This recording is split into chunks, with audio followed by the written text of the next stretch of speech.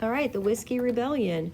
You should have opened the attachment to the Schoology page, which is a PowerPoint that looks like this. Yours is different though because it has blanks in it that you need to fill in. So as you are watching the video, you can press pause whenever you need to press pause, and you want to type the information that I have into the blanks that appear on your slideshow. That way you have good notes to study for the test when we get to the end of the module. As we go through, some of the things will be highlighted that should draw your attention to the things that will be on the test. One of the things that's on the test is the cause of the Whiskey Rebellion, which of course was a tax on whiskey.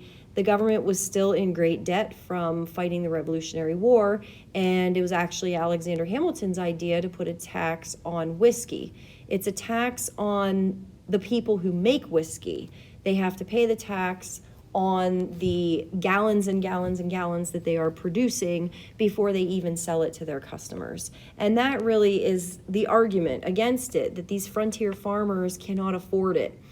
The farmers who grow corn to make whiskey are the ones who are really getting hurt by this. And of course, you know, in Western Pennsylvania, we grow a lot of corn, so it makes sense that this is where this rebellion is going to happen.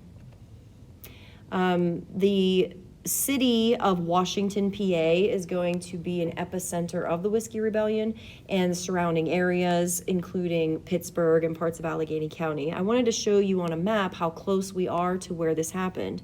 I pointed out on the left where we are, and then I put that green shape there to show you where the Whiskey Rebellion was happening. In downtown Washington, PA, they have a big city building that has a statue on top of the dome. I took a picture of that to show you that it is George Washington. That town was named after him. It was not named Washington when the Whiskey Rebellion happened, but they do name it after him later. So what happens? Protesters refused to pay the tax. They boycott it, just like people had done during the Revolutionary period against the British taxes. They tar and feather tax collectors. They burned down an official's house. You learned about that from the articles. His last name was Neville. So these are things that were taking place during the Revolution as well. And now it's like history is repeating itself. People that were protesting and doing these things called themselves the New Sons of Liberty because their passion was the same, their motivation was the same, and their methods were the same. They do gather outside the city of Pittsburgh because they're going to attack the city. Their goal was actually to create a new state separate from the federal government. That's something that most people don't know, that there actually was a movement to make a new country out of Western Pennsylvania, that we would just secede from the Union and form our own country. That's how serious people were about this. In downtown Washington, PA, you can see the Bradford House. I took a picture of it for you. It's there on the left. And I also took a picture of the historical marker that tells you what the house is. It says it was built in 1788 by David Bradford, leader of the Whiskey Rebellion. It was occupied by him until he fled to Spanish West Florida after the collapse of the rebellion. So David Bradford, the guy who was leading this attack on Pittsburgh, ended up becoming one of the leaders that ran away and went into hiding because he was trying to avoid going on trial for treason. The punishment for treason is usually execution, so it's very serious. What does President Washington do?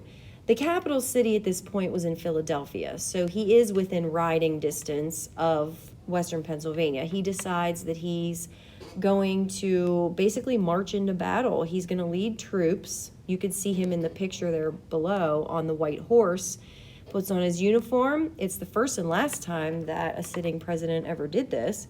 He views the rebels as a threat to federal authority. It's the first true test to federal authority after the Constitution.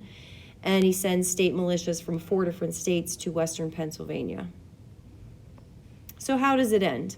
Some of the leaders were captured, and some of the people captured were just suspects, and many historians say they weren't even involved.